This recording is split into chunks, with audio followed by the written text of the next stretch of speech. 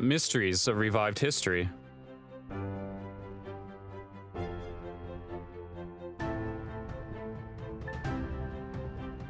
Revealing ancient secrets. Breaking historical stereotypes. What do the lost empires talk about? Orthodox generals? How did the rulers' ambitions impact our lives? Seeking for hidden mysteries. The historical project of Igor Nikitin. The discoveries of biblical archaeology. Aspirations of ancient warriors. Revived history and the fullness of times. Where is the true Via della Rosa? Mysteries of revived history. Jerusalem keeps a lot of mysteries connected with the history of all of mankind. And if we reveal these secrets, we won't just understand the past, but we'll be able to impact the future. This is why Jerusalem attracts tourists, religious figures, and scientists. But this city doesn't easily give its mysteries up. What was considered clear and known for centuries turned out to be just a myth. The explorers Igor Nikitin and Simon Gibson are trying to find the answer to one of the biggest riddles for historians. Where's the true Via della Rosa located?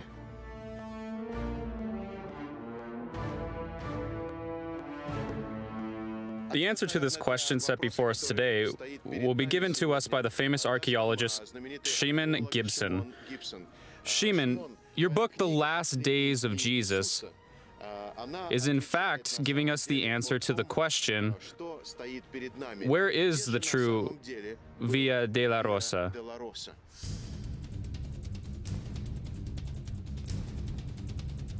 Via della Rosa, as everyone knows, is located at the other end of the city.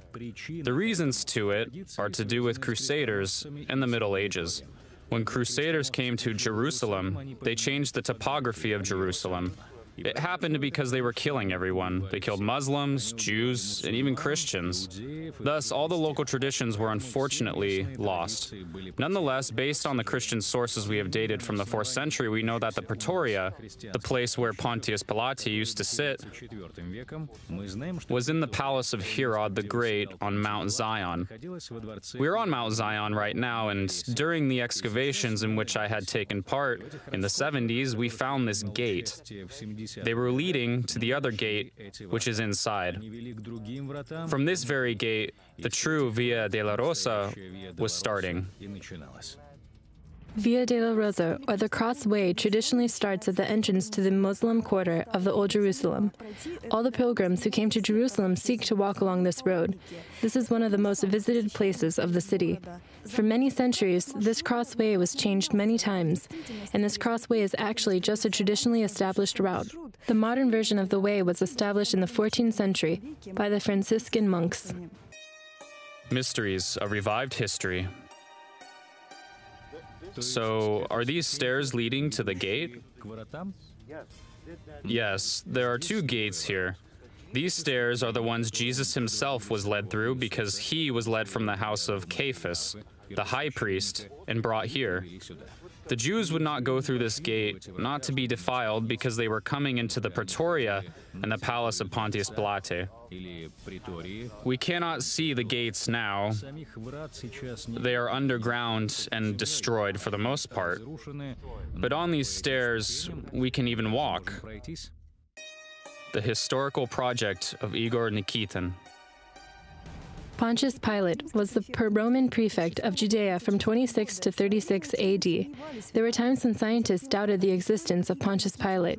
A historian, Igor Nikitin, and a journalist, Victoria Nikitina-Shin, assert that the life of Pontius Pilate can be confirmed by many historical findings. To prove the existence of the ancient governor of the explorers, headed to the ancient port that was the main port of Israel in the times of Christ, Caesarea. When this tile was found, the scientists' opinion about the unreliability of the Bible had changed.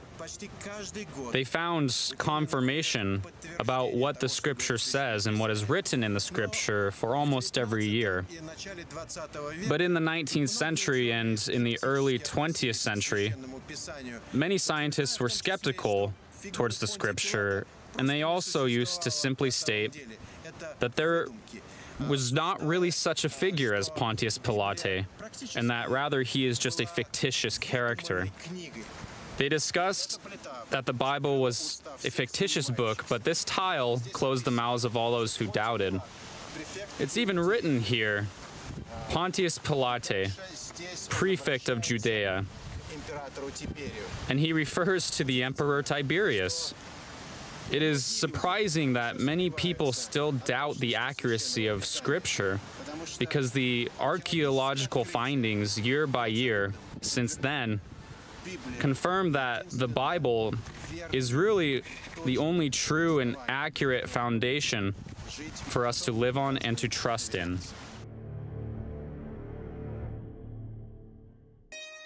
The discoveries of biblical archaeology.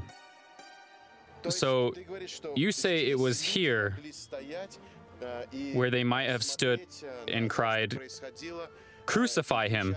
Crucify him!" It was right here. There was a paved place inside where we see the rocks, and further, closer to the wall, we see the white stairs. It was the inner gate, and this inner gate was leading to Pretoria. It was that part of Pretoria that led to prison and to the soldiers' barracks. It is very important. Where is the true Via della Rosa? I am here with Shimon Gibson, the archaeologist, and we are trying to get to know where the true Via della Rosa was. And now we are standing on the stairs where Pretoria used to be, and according to his findings, where Jesus Christ was walking in the last days of his life. He was ascending on these stairs. Here are also the traces of Roman chariots that also ascended to Pretoria. Now we are going upstairs to see where the throne, the lithostraton of Pontius Pilate, was. So let us go upstairs. We are just going to move up walking on these stairs, and we are walking here for us to imagine how Jesus was walking towards this place. He was led by priests. They were behind him, and Jesus came up to this very gate. There used to be a gate here, but there's none anymore. We can see the continuation of the wall in this direction and in that one. And here also was the gate, and we are about to enter the area between the two gates. As you can see, there must have been one more gate. There was the wall there and the gate with the other wall there. In between them, there was a paved area with the rocky edges in the direction as it is told in the Gospel of John. What I like most about the Gospel of John is that it gives a wonderful geographical description. It says that the place for the court was in Pretoria, implying that it was close to the gate. It could not be otherwise because the priests didn't want to enter. It was the place, lithostraton, since it was a paved area. Gabbatha was there too, since there were rocky edges. Mysteries of revived history. Could John really be a witness of what was going on here? Good question. Most of the scientists today don't look at it from the archaeological point of view, and they don't always understand the topography of Jerusalem. But those who turn to the written sources telling about the Roman Empire would say that all similar court procedures were held behind closed door. That meant there could not be any other witnesses but those who took part in the procedure. However, I intently explored the letters of Flavius Josephus. He was a Jewish historian of the 1st century, and all the social events and courts he told us about were held publicly, so it's disputable. In provinces, the Roman courts were held openly because they wanted it to be an example for the public. Jesus comes to Jerusalem and gets arrested. They want to clearly show the society and everyone who is in Jerusalem, here is what we do to people we are not satisfied with. We send them to court, and then we lead them to crucifixion, and then they die. This is exactly what they wanted to show by it. I can read about it in your book, The Last Days of Jesus. And I already see that you talk about it on page 153. Mysteries of Revived History. Speaking about the Gospel of John, many scientists assert that it was written several centuries after, but I can see there in this Gospel some places that could be captured only by an eyewitness because they speak about geographical data that was unknown to people after Jerusalem was destroyed in 70 AD. Our explorers Igor Nikitin and Victoria Nikitin went to Turkey to the ancient city of Ephesus to see the place where Apostle John had been living for a while. He was preaching to Asia Minor, edified, taught, and wrote down spiritual revelations. The basilica where Apostle John is buried is located in this place, according to tradition confirmed by many historians. Not far from here is Patmos Island, from where, also according to tradition, the book of Revelation was written. This place was truly a center of evangelism. For many years, the gospel had been spread from here to all corners of the world. So for us, this is not just a tomb of St. John. For us, it is, first of all, the opportunity to see how the gospel was being spread. The historical project of Igor Nikitin. You know, there are many modern scientists who tell that the Gospel of John was written in the 2nd, 3rd, or even the 5th century. How can we prove with the help of archaeology that the Gospel of John is trustworthy? That's a good question. I think the majority of scientists would say that the Gospels were written at least 70 years after Jesus' death. So if Jesus died in 30 AD, we are talking about around 100 AD. However, I found out when exploring the Gospel of John that he is giving some very clear details in it. For example, if we had met before at the Jaffa Gate, everyone could open the map of Jerusalem and get to know where the Jaffa Gate is. It would be possible even in 100 years. But if I said to you, let's meet at the corner where small rocks are, where the tree is a palm tree, the probability of the fact that in 100 years people will clearly understand where we met is very small. Here is what we see here. John could simply write that Jesus' trial was held not far from Pretoria, which is to the southwest corner of the old city of his time.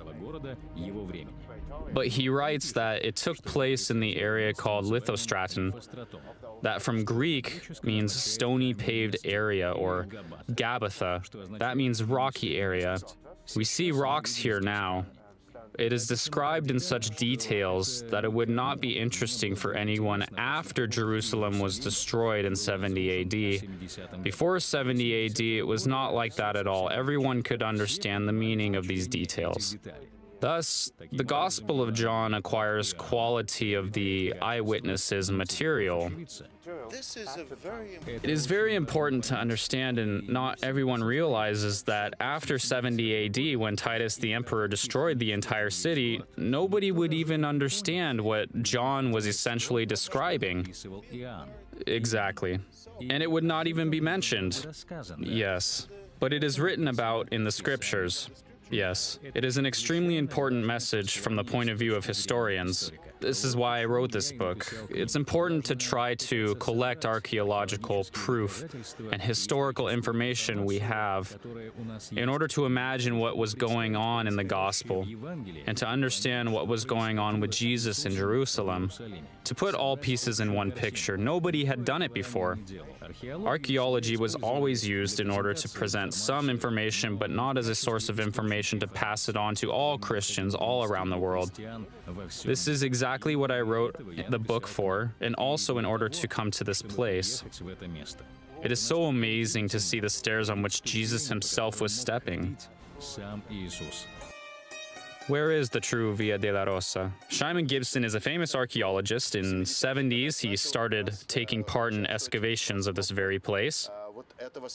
Why is this place so important? Because it looks like this place is leading to the lithostraton. From the Gospel of John, we know that there was a rocky pavement here, and behind me there was Gabbatha, from which Aramaic means small arch. There was an inner gate, and from here Jesus was taken out to be tried by Pontius Pilate. And the crowd was coming in from the side of the inner gate. And inside, next to the palace itself, there was a prison and a soldier's barracks. There was an inner gate here for people to come in and see what was going on. It was an open trial.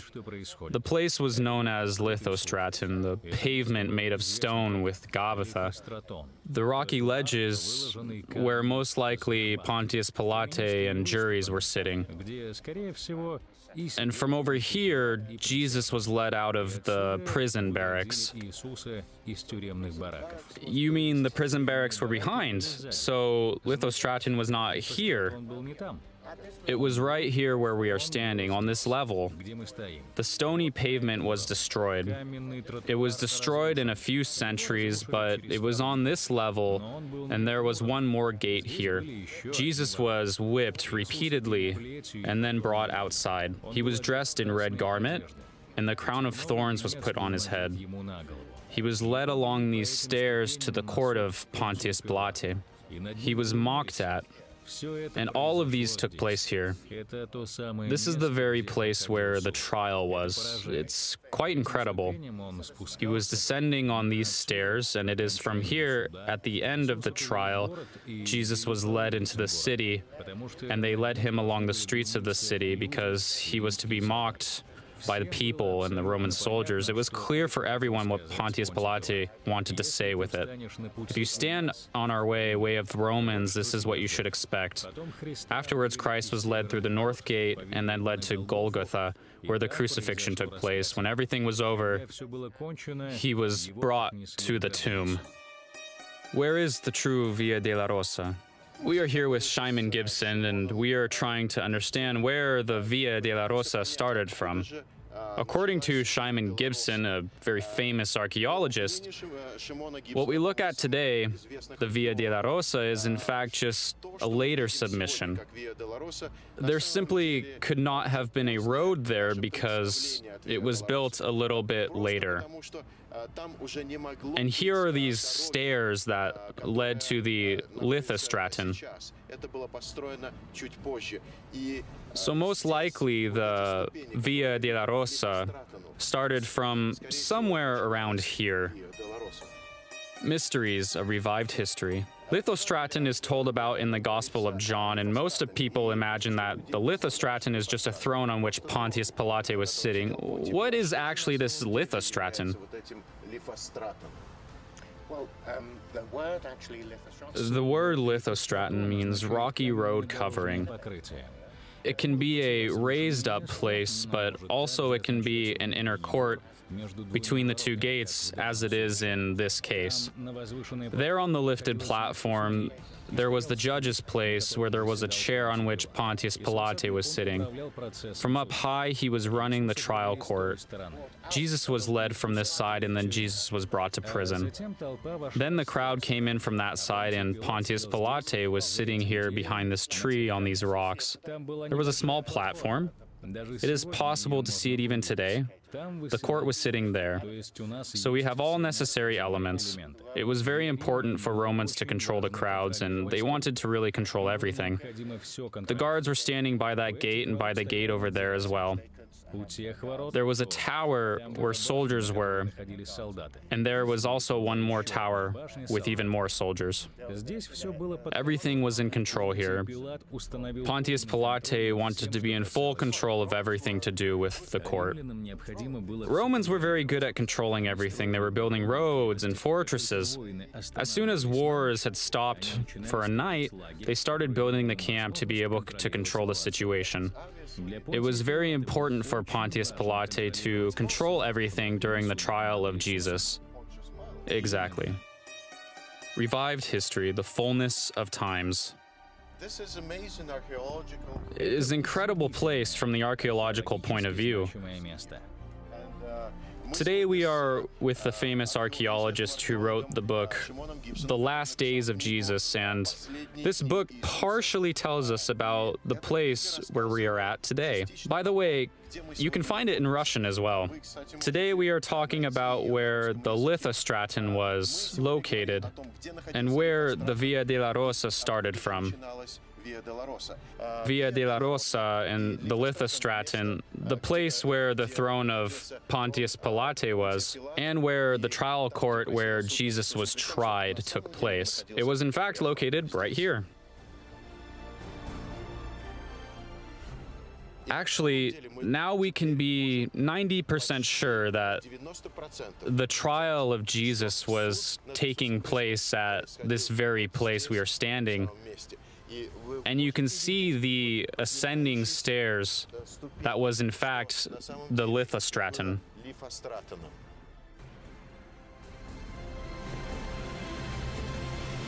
We have just walked upstairs, and this is where the throne or a chair of Pontius Pilate was standing. There downstairs, where we have just had a conversation with the famous archaeologist Simon Gibson, we saw the place of the gate where Jesus was brought out from the place of the barracks. And then he was led to the footstools of this hill. So here was the throne of Pontius Pilate, who was essentially judging Jesus Christ. So the throne of Pontius Pilate. Yes, the throne of Pontius Pilate was standing right here, where we are standing right now. And from here, the lithostraton could be seen. There was the inner court, paved with stone, where the trial took place. And from here, everything that was going on was seen. The crowd, Jesus, who was brought out of the prison, Pontius Pilate was here on this rocky hill and on the other side from the court. He was running the entire process and making all the decisions. Ultimately, he says to Jesus, "This is it. You will be crucified." He was brought out to the city and led behind our back to Golgotha.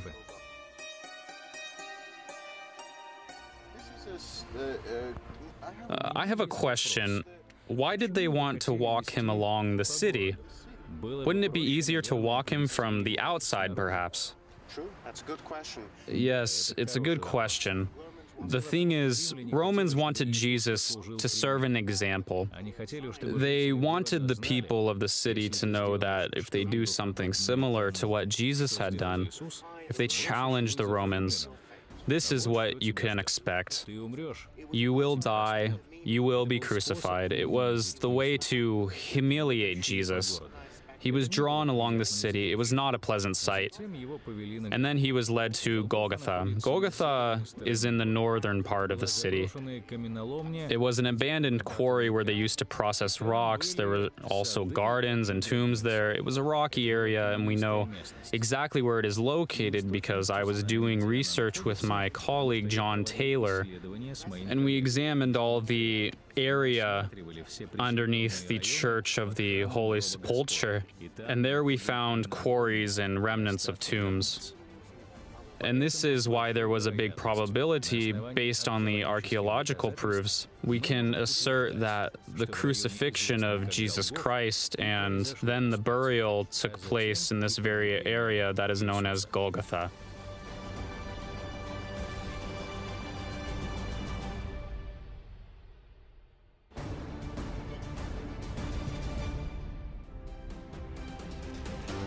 Program author, Igor Nikitin.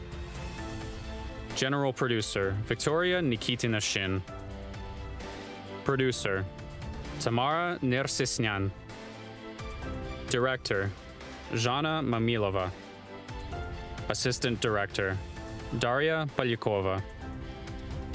Cameraman, Timothy Nikitin Shin. Andrei Bedinyuk. Evgeny Bagudlov. Artur Iliuts. Margaret Bidnyuk. Graphics, Denis Popov. Editor: Dmitry Valyakhin-Konkov. Georgy Polykov. Photography: Margaret Bidnyuk. Sound editor: Dmitry Valyakhin-Konkov.